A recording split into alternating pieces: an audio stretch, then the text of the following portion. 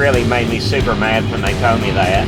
You're only as good as your weakest point. It's kind of hard to stomach. So, but at the end of the day, we don't have to buy John Deere products. So.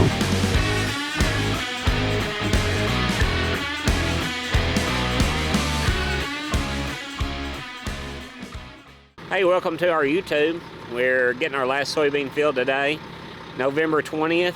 Still beautiful weather here in Kentucky.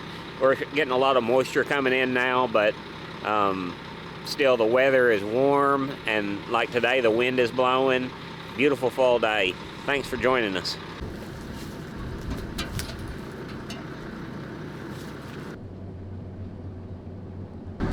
Y'all know I've been unhappy with the chopper gearbox on this machine, and currently what we've heard from John Deere throughout the course of the season was we realized there's probably a problem with the gearbox, and at some point we're going to PIP that, which is, we've talked about that before, that's a product improvement across the fleet.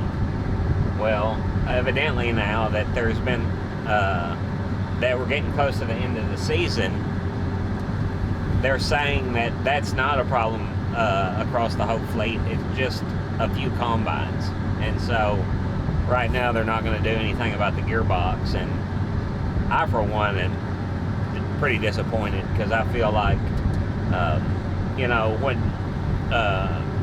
we don't put anything in the combine that we feel like is an undue burden on it, and we paid for a good product, and we expect a good product, and then we get something less than what we pay for. It's kind of hard to stomach. So I've never seen many times when John Deere has a problem that they haven't fixed it, but up to this point, I'm hearing a lot of sideways talk, which makes me think they aren't going to do anything about it. So how many gearboxes have you guys gone through? I think 7 gearboxes. So, and the product runs fine in corn. Does not have an issue with corn, but as soon as you put it in high yield beans, gearbox is gone.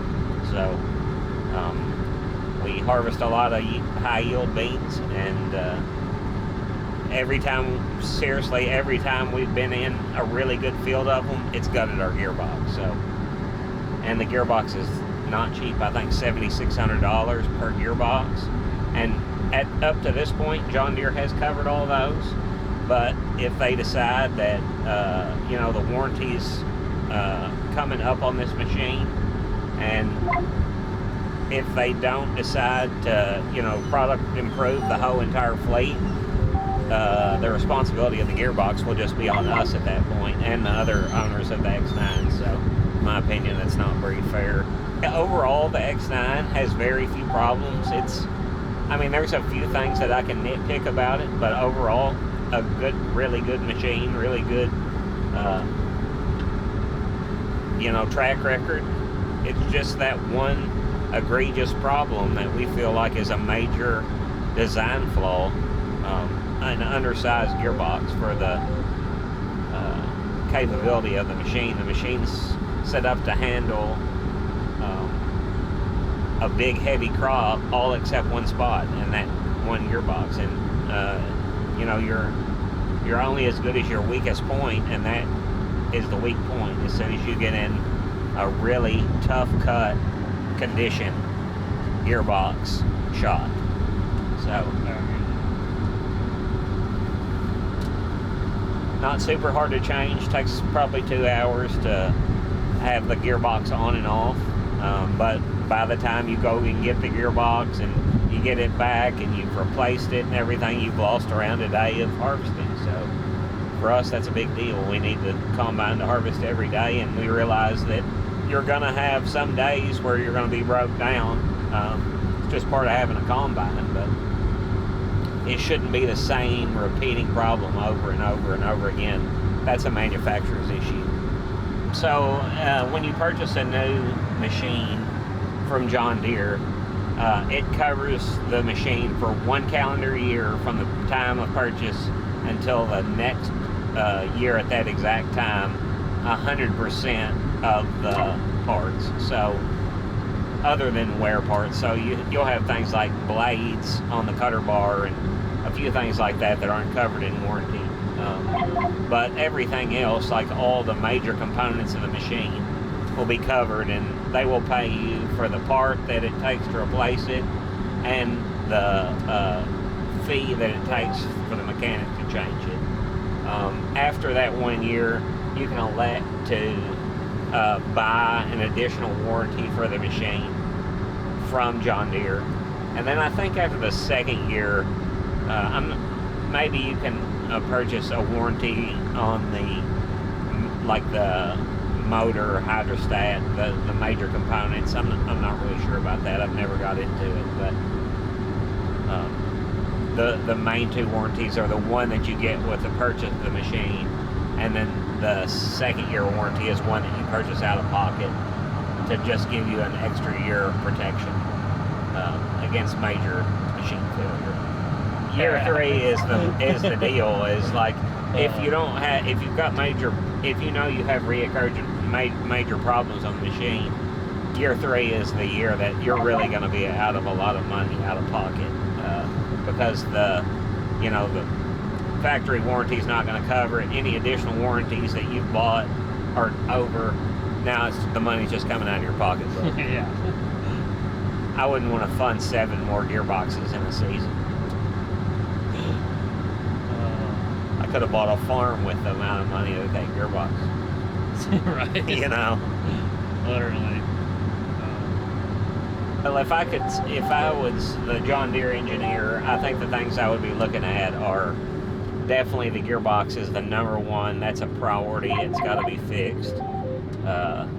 They need a long-term fix for that problem. They need a new front ladder, a power ladder.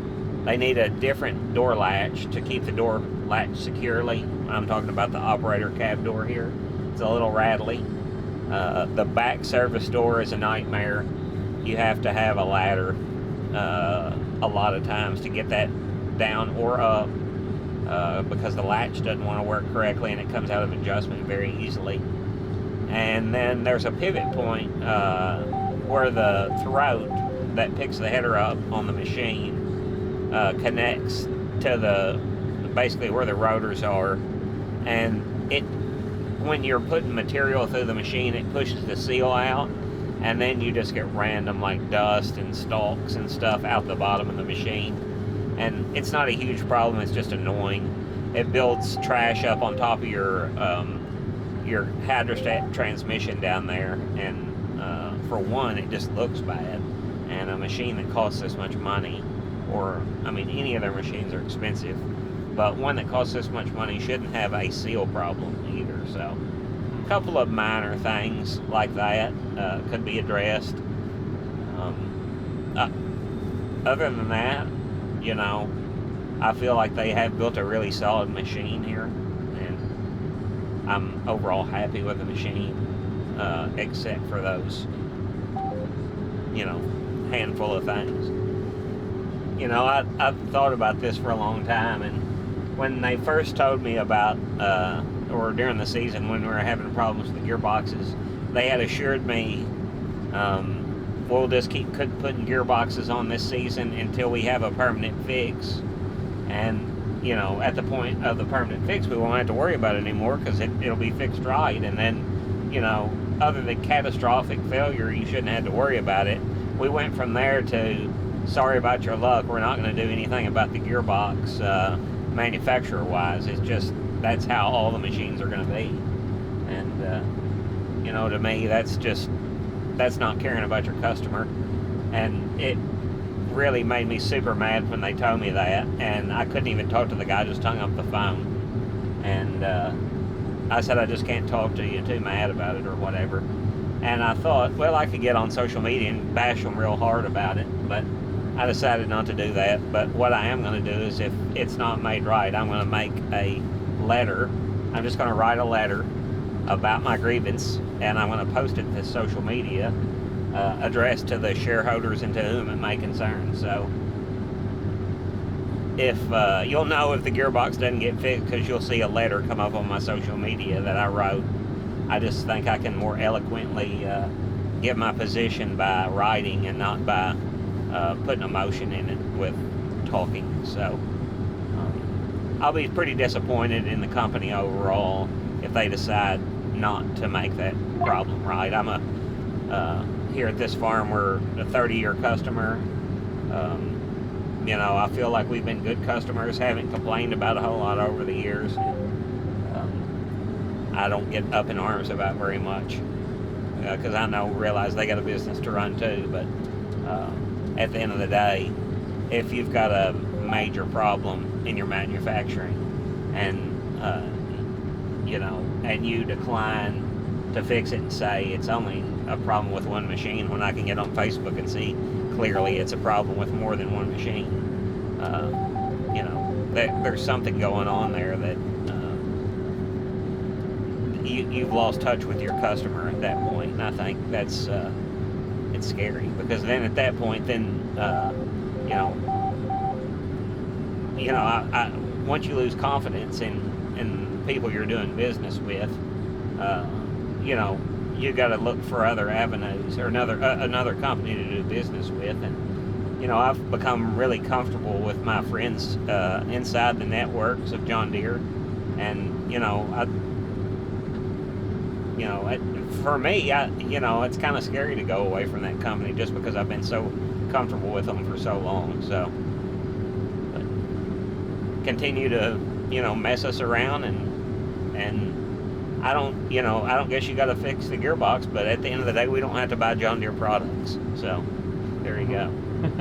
That's as bad as thing as I'm ever going to say about it.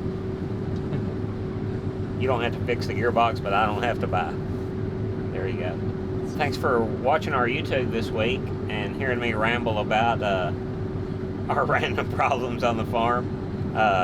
Tune in again next time, and we appreciate your watching. Like, share, and subscribe.